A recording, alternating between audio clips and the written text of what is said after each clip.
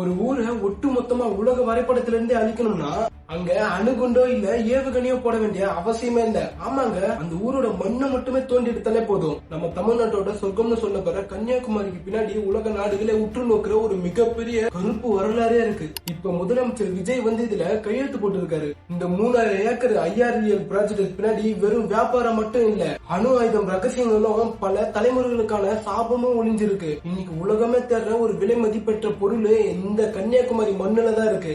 அது என்ன, இதுக்காக ஏன் கன்னியாகுமரி அழிக்கணும்னு நினைக்கிறாங்க? அதுக்குள்ள ஒளிஞ்சிருக்கிற ஒரு அதிர்ச்சியான உண்மைகளை பார்ப்போம். ஃபர்ஸ்ட் இந்த வரலாற்றை நம்ம ரொம்ப தெளிவா புரிஞ்சுக்கணும். 1900 ஆரம்பத்திலே, அதாவது பிரிட்டிஷ் காலத்திலே ஜெர்மனி சேர்ந்த ஒரு விஞ்ஞானி நம்ம கன்னியாகுமரி கடற்கரை மண்ணுல ஒரு ஆராய்ச்சி பண்ணி அதுல ஒரு அதிர்ச்சியான உண்மையை கண்டுபிடிக்கிறாரு.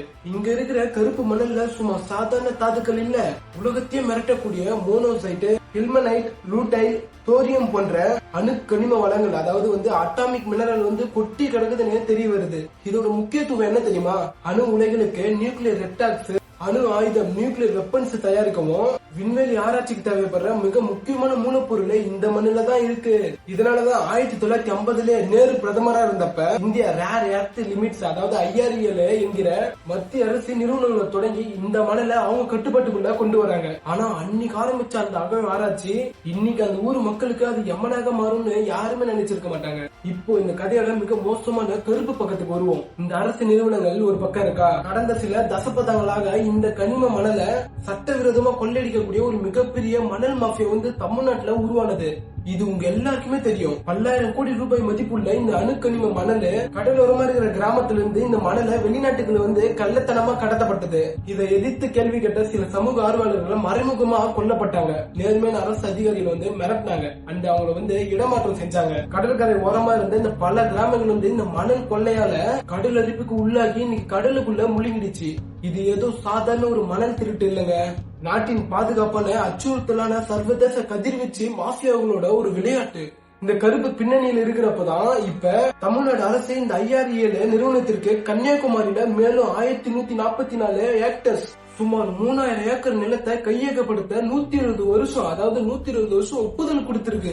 முதலமைச்சர் விஜயும் இதுல கையெழுத்து போட்டிருக்காரு. 120 வருஷம்னா யோசிச்சு பாருங்க.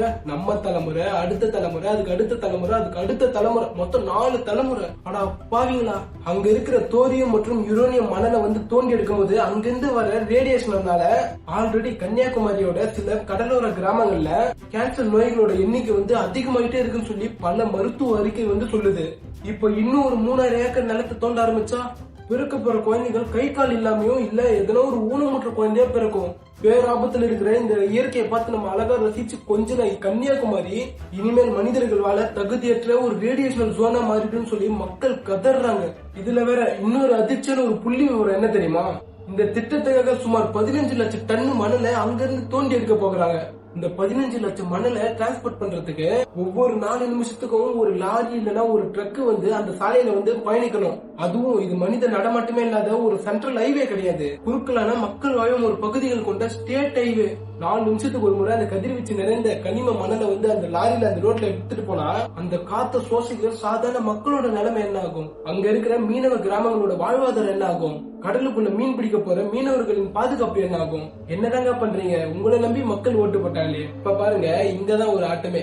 மீனவர்களுக்காக நான் உயிரே கொடுப்பேன், மீனவர்கள் குடும்பத்துல நானும் ஒருத்தன் சொல்லி போற ஒவ்வொரு அரசியல் மேலையும் மூச்சு முழுக்க முதலமைச்சர் விஜய் பேசினாரு. மக்களின் வாழ்வாதார போராட்டத்தை இவர் கவனிப்பாரா? எங்க கவனிப்பாரு? அவர் தாங்க சைனே போட்டது.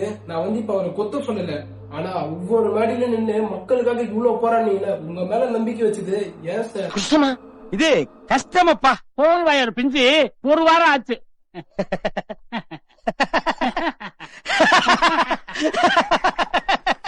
அரசியல்ல இதெல்லாம் சாதாரணமாப்பா. கார்பரேட் கம்பெனி லாபத்துக்காகவும் மத்திய அரசு அழுத்தத்துக்காகவும் ஒட்டுமொத்த கன்னியாகுமரி மக்களையும் நம்ம பலி கொடுக்க போறோமா? வளர்ச்சி என்ற பெயர்ல இந்த தலைமுறையை அளிக்க போற இந்த IREL ப்ராஜெக்ட் நமக்கு உண்மையாவே தேவையா? யோசிச்சு பாருங்க. இந்த மக்களின் கண்ணீருக்கும் கோபத்திற்கும் அரசு என்ன பதில் சொல்ல போகுது? நண்பர்களே, உங்களுடைய கருத்து என்ன? இந்த 120 வருஷம் திட்டத்தை அரசு ரத்து செய்யணுமா இல்லையா? கீழே இருக்கிற கமெண்ட் பாக்ஸ்ல உங்களுடைய ஸ்ட்ராங்கான மற்றும் உங்களுடைய உண்மையான கருத்தை எனக்கு கமெண்ட்ல சொல்லுங்க. இதே மாதிரிதான் மதுரை மாவட்டம் சேர்ந்த அரிட்டாப்பட்டின்னு சொல்ற ஒரு மலையை வந்து சுரங்க திட்டத்தை கொண்டு வர மத்திய அரசு ஏலம் விட்டாங்க. இதுக்கு எப்படி அந்த ஊர் மக்கள் சேர்ந்து, விவசாயிகள் எல்லாம் சேர்ந்து, அப்புறம் பல ஆளுங்கள்லாம் சேர்ந்து, அரசியல் ஆளுங்கள்லாம் சேர்ந்து பெரிய அளவுல போராட்டம் எல்லாம் செஞ்சு அதுக்கு உட்புறமா எப்படி மத்திய அரசு அது ரத்து செஞ்சது. அதே மாதிரி இதையும் நம்ம கண்டிப்பா பண்ணணும். இந்த அதிர்ச்சி பின்னணியில இருக்கிற வரலாற்று தமிழ்நாட்டுல இருக்கிற ஒவ்வொருத்தருக்கும் போய் சேரணும். அதனால இந்த வீடியோவை மறக்காம கண்டிப்பா உங்க ஃப்ரெண்ட்ஸ் அண்ட் ஃபேமிலிக்கு கண்டிப்பா ஷேர் பண்ணுங்க. இதுக்கப்புறம் வர ஒவ்வொரு கால நிலவரங்களையும் தெரிஞ்சுக்க நம்ம சேனலை சப்ஸ்கிரைப் பண்ணிக்கோங்க. மக்களே, உங்களை நெக்ஸ்ட் வீடியோல சந்திக்கிறேன்.